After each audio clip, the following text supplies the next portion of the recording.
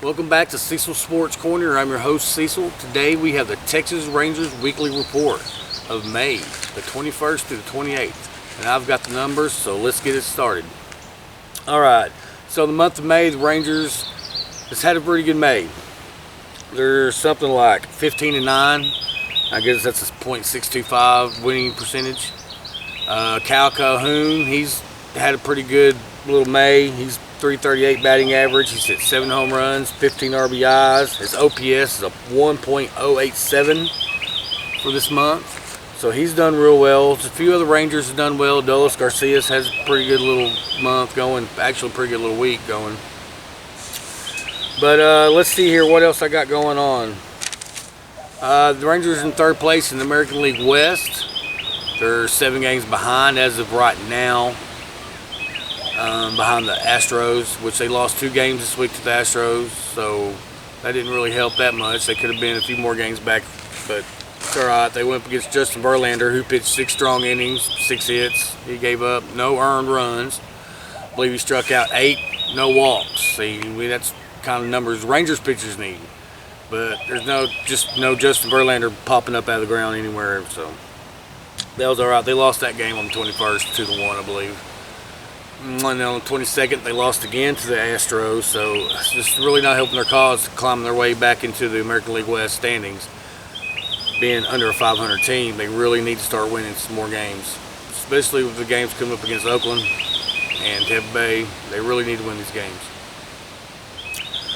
On the 22nd, they lost again to the Astros. They scored 2 runs on 9 hits. Astros had 5 runs on 8 hits, so there's not much to report. Brad Miller did go through 4. He had an RBI. On the 24th, they lost again, 5-3. The Rangers scored 3 runs on 6 hits, 1 error, and that error came from Corey Seager. I believe it's his 5th for the year. Anaheim Angels had 5 runs, 12 hits, no errors. Mitch Garver did 2-4, his 5th home run. Dulles Garcia 2-4. Jonah Heim 2-4. Homer number 5 also, I believe, if I got my numbers right. The Rangers left 3 on base, 1-4 runners in scoring position. I know that's not a lot. It's only, it's still 0.25% of getting people scored in runners in scoring position, which runners in scoring position and second base are on. So they're getting people to second, third base, but they're just not driving them in. They need to do that to win these games, especially when they're close games like the one against Anaheim. They lost by 2 runs. They left 3 people on base in scoring position. They could have got them guys in. They could have won by 1, or at least got 2 of them in. They could have tied the game and gone to extra innings, and anything could happen. So Rangers need to have a little bit better clutch hitting at the end of the games to get these games won. Nathaniel Lowe, let's talk about close innings. Now, Nathaniel Lowe, he's had 30 plate appearances. He's got a batting average of a .357. He's got an OPS of a 1.057. He's had 7 RBIs and 3 extra base hits in these 30 plate appearances, so that's pretty good. Especially because these 30 plate appearances come with close or late game, which 7th inning or on. Okay, so within the 7th inning or on, Nathaniel Lowe is starting to get hits, scoring manufacturing runs for us, so that's good. All right, on the 25th. Now this is where the Rangers start winning some games. Okay, they've already lost 3 games, 2 to the Astros, 1 to the Anaheim Angels. So now they're fixing to pick it up and start playing that. And they're going to win the next 3 against Anaheim and win 1 against Oakland. On the 25th, the second game against Anaheim Angels, Marcus Semien went 2-4 in the RBI. Cole Calhoun, he went through 2 RBIs. Corey Seager had stolen bases, first of the year of that game. What else going on? On the 26th, the Rangers won again 4-1 with some real good strong pitching from Martin Perez. He went 7 innings, gave up 4 hits, 1 earned run, walked 2 people, and struck out 6. And his ERA for the season is a 1.60. So that's real good. We need more pitching like that from the Texas Rangers. All right, and because our pitching is, between him and Joe Barlow, is not greatest. You know, we're got a ERA of 4 as a team, so we need to really start pitching a little bit better to start winning some more of these games. We'll be above 500. All right, on the 27th, Texas won 8-5. They got 8 runs on 13 hits, 1 error. They also, Anaheim got 5 runs on 5 hits, 1 error. Matt Moore got a win. Dennis Santana got his first save of the year. Adolis Garcia, he had his second double, or 10th double of the season. His 28th RBI. Nathaniel Lowe, his 5th double, 15th RBI. Brad Miller got his 21st RBI. The Rangers went 4 for 10 runners in scoring position. Again, they're getting people on the plate. They're scoring runs. They scored 8 runs, but they could have had more. They could have had more runs. They left them out there. They had 6 more people just left out on base. They stranded them 6 guys who were in scoring position. I mean, they could have won 12, 13, 5. Could have flexed a little muscle, but again, clutch hitting for the Rangers is not always the best, apparently, unless you're, you know, Nathaniel Lowe.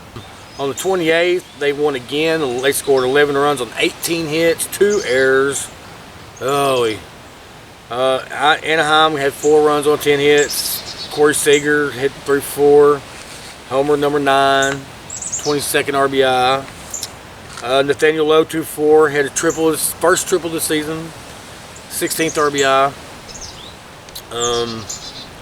Left 11 men on base. Here we go again, 4 of 10 with runners in scoring position. I mean, they left 11 total on base. These guys are getting on first base. They can't get around.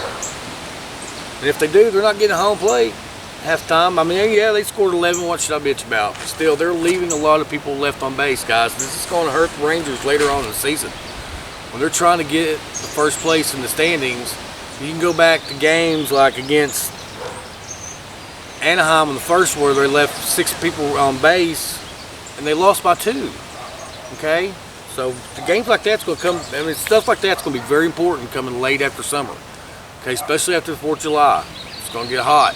Okay, games, people will get tired, fatigued, and they're not going to want to play as hard.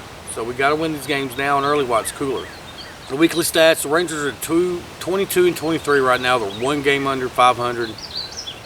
They could be at 500 if they just get those guys in scoring position home. Been a little better. We're 3rd in the AL West, 7 games back behind the Astros. But they did go from a 2.7% chance to playoffs at the beginning of the week to a 5.9% chance of making playoffs at the end of the week. So the playoff chances are going up because they're starting to, you know, they win more games they lost this week. So that's what happens. You've got to continue the streak. Pitching's got to be better. Martin Perez is doing very well this season. Joe Barlow is doing great this season. We need a few more guys to step up, and I believe we do have them. We'll talk about that in another video. For the week of the 7 games, the Rangers did go 4-3. They had 253 at bats, 36 hits. 73 hits. They scored 36 runs on those hits. They had 12 doubles, 2 triples, 9 home runs, 36 RBIs, 11 walks. They struck out 62 times. It's probably where they're leaving them people on base, because they're striking out when they should be making hits. Instead of trying to get the big hit and make it just a simple making contact, they're trying to get the big hit, big home run, and you get the big strikeout. You get big nothing. All right? So we need to stop trying to hit the fences and try to hit the ground and try to get some just make contact with the ball. We've got runners in scoring position. We'll score a lot more runs. Might not be as flashy, but we'll get it done. Had 7 stolen bases. They had a hitting average of a .289. Could be better. Slugging percentages of a .459. Could be better. They left 43 men on base. Not good. You know, 7 games. 43 men left on base in 7 games. Okay. Well, I hope you enjoyed this weekly report for the Rangers. And if you did, hit that like button. Subscribe. Notifications. Hit the notification bell. And share. And let's go Rangers.